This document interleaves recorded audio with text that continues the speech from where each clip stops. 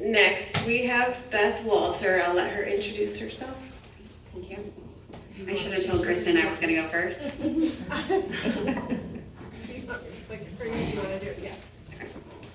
Hi, my name is Beth Walter, and my son William. Hold on. No, hold on. My son William. He's running on the My son William has HPS type 1. For those of you who know me and have heard our story, this is going to sound like a broken record, but I always start with the same fact when I talk about our diagnosis. And Will was born in the height of COVID, and that seems like maybe not an important detail like in the scheme of his life so far, but it feels really important to our journey. Sorry, it was being slow. No, you're fine. You're good. We got his diagnosis at a very young age. We were really fortunate to find out quickly that he had HPS. And we found that out due to a displaced pupil caused by the albinism. This ocular irregularity led us to ophthalmology at just 10 days old, and that took us down the path of genetic testing. So by 4 months old, we knew that Will had HPS type 1 during COVID. And I continue to stress that part because our journey might have looked different than the journey that you might have taken on your diagnosis journey for you or your loved ones. Will was our first child, and it was just a lot to navigate when doctor's appointments were only attended by one masked parent. Visits with our geneticists were held on Zoom, and then our final diagnosis call we actually took sitting on our patio, kind of while the world still hid away. So it might be redundant to say, but in a world of social distancing, it all felt very isolating.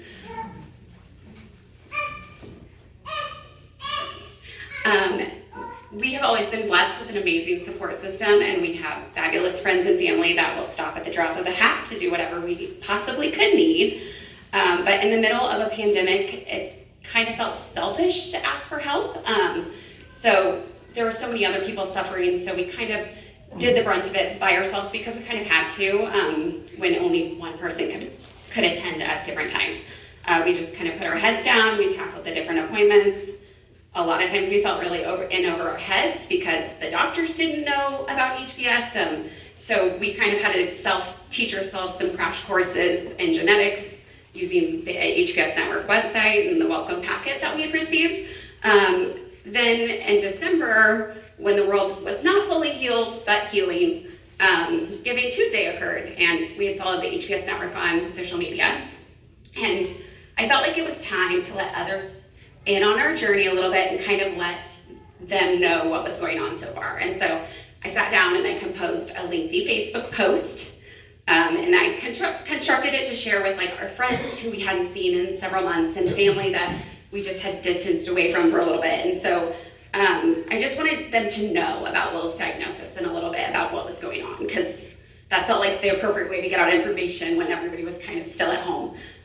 So when I did my post, I did something that I hadn't stopped to do in the 4 months since we'd had our diagnosis and that phone call on the patio, and I asked for help. And it was just asking for a simple donation, if friends were able to, and they responded without blinking. And an outpouring of love, donations to the network started coming in, and people were out of the woodwork. Kristen, you're not the only person that's crying right now. But we were just overwhelmed. People from high school that we hadn't talked to for ages and former coworkers just came to support the network and let us know that we weren't alone in that very lonely time. And it seemed so simple. It was just a quick request. Didn't take any extra time, but it resulted in over $1,000 for the network raised, and we started to kind of realize that maybe asking for help wasn't such a burden on other people. And as a result of that, the HPS Network reached out, and we had access to the network the whole time, but after that point, we finally felt like we could start taking advantage of it and start kind of interacting with our people. Shortly after we started working with the network, I remember calling, I was frustrated with our hematologist. My husband jokes that the hematologist still is terrified of me.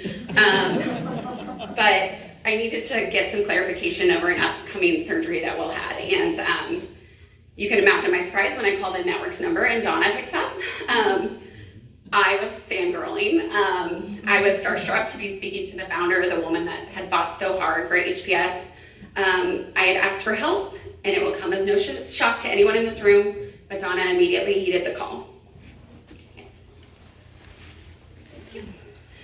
Having a child with HPS is scary, but that first year with the network proved that we were not alone.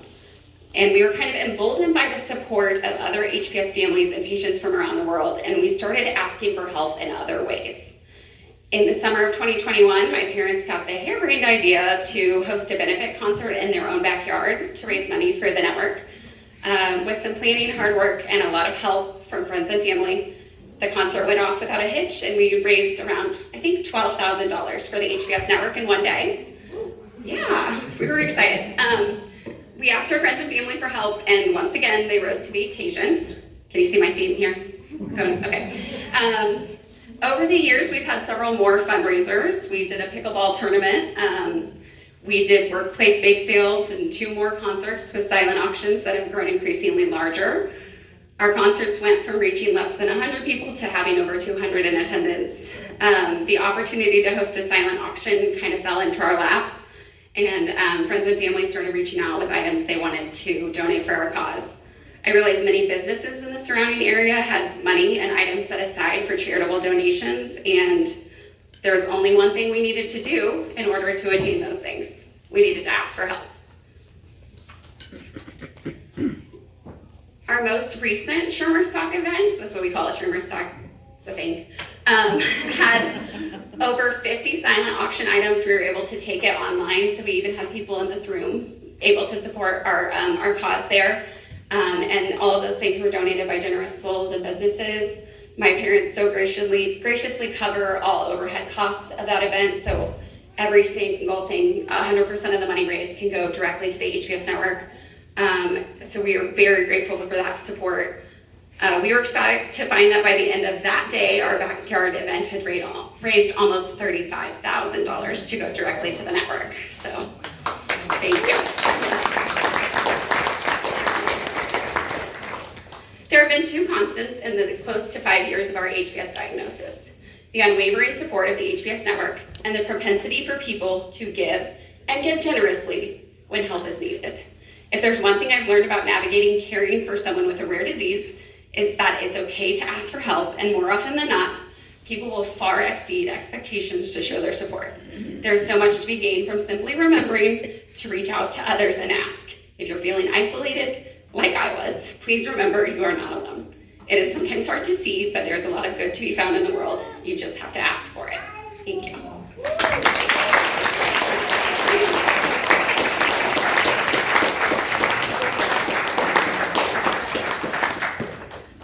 I'm actually not gonna let you ask Beth questions, because another shameless plug is we're having a fundraising panel tomorrow, and you can come in and ask questions tomorrow.